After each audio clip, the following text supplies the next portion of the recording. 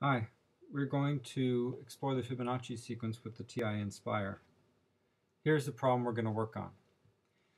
Recall that the Fibonacci sequence is defined by f of 0 equals 0, f of 1 equals 1, and then recursively defined by f of n equals f of n minus 1 plus f of n minus 2. That is, it's the sum of the previous two terms. Use the TI-n-spire to generate the first 30 terms of this sequence and graph the values. We're about to do that. Let's go to the home screen and open the n-spire app. And I'm going to choose a new document by going to the plus menu and going to lists and spreadsheet. I'm going to go and use the tools menu, go to data, generate sequence. Notice that the function variable they use is u, so instead of f I will use u of the previous term, n minus 1, plus u at the term before that, n minus 2. I need the initial values for the Fibonacci sequence, 0 and 1. And I'm going to generate 30 terms here.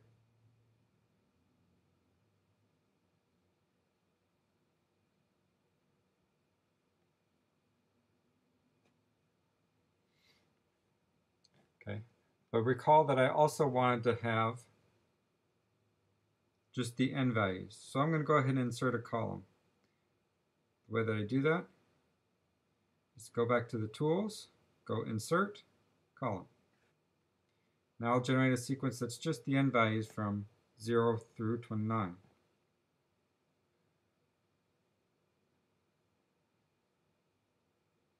Here we go.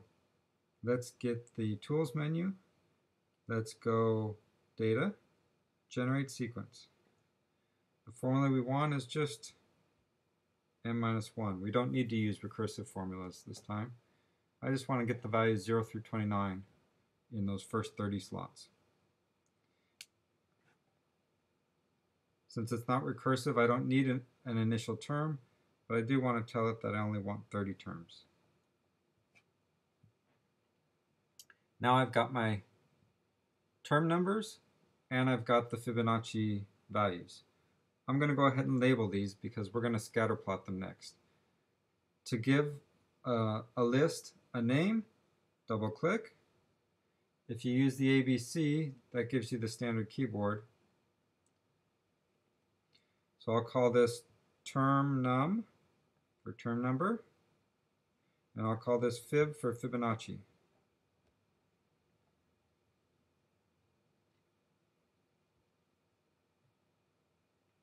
Okay, what we're going to do next is go ahead and scatter plot.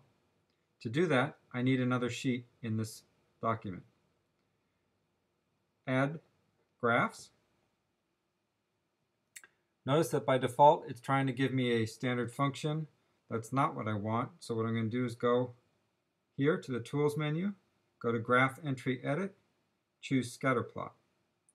Notice now that it's asking me what list will go into the x values and what list will go into the y values. That's why we define the term num.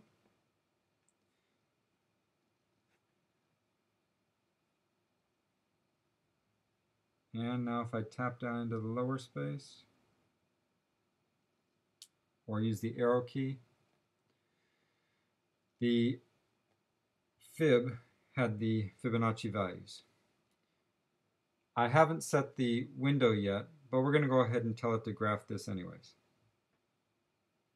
Notice that we see the first few values plotted there, and it's telling us term num is the x value, fib is the y value.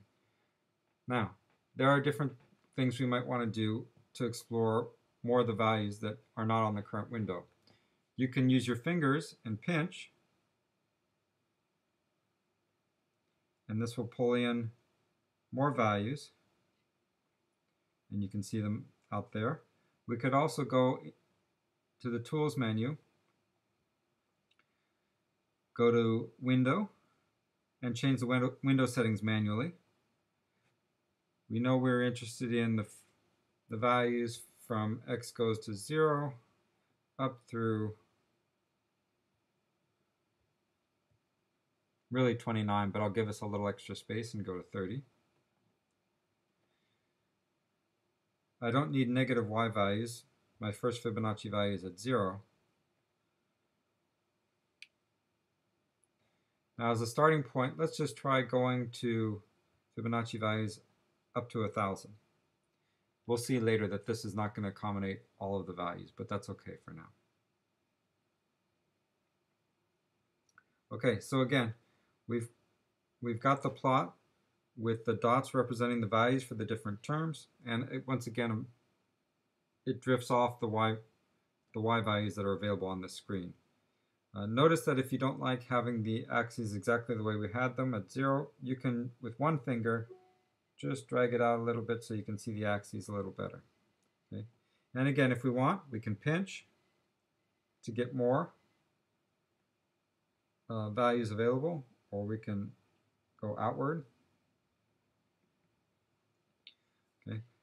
We can also try the zoom fit. Now notice already, just with the y values going up to 1,000, that everything for the small values of x, the term numbers that are small values, they look like they're on the axes. Okay.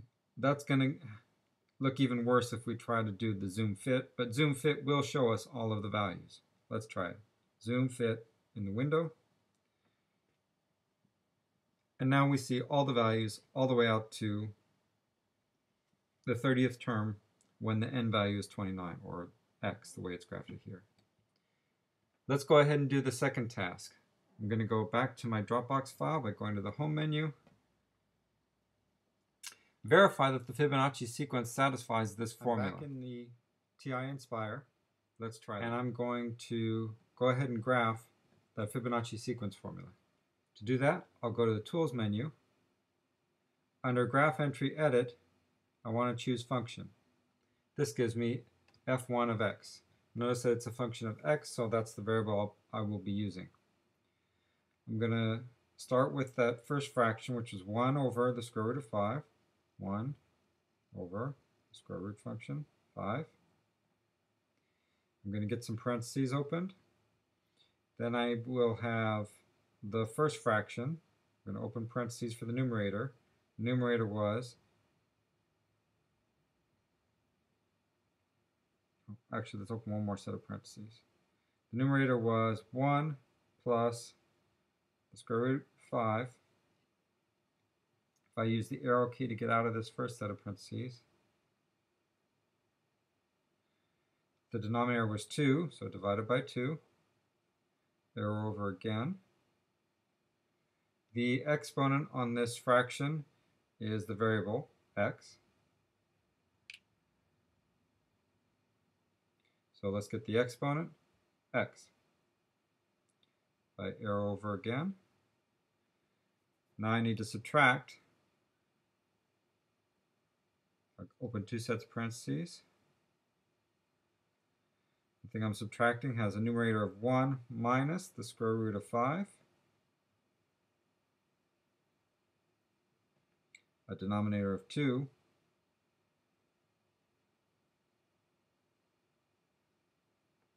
And an exponent,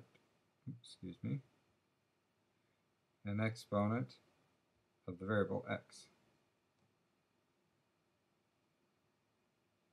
Let's try it.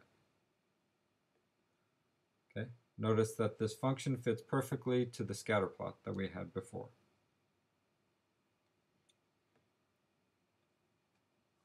Thanks for watching.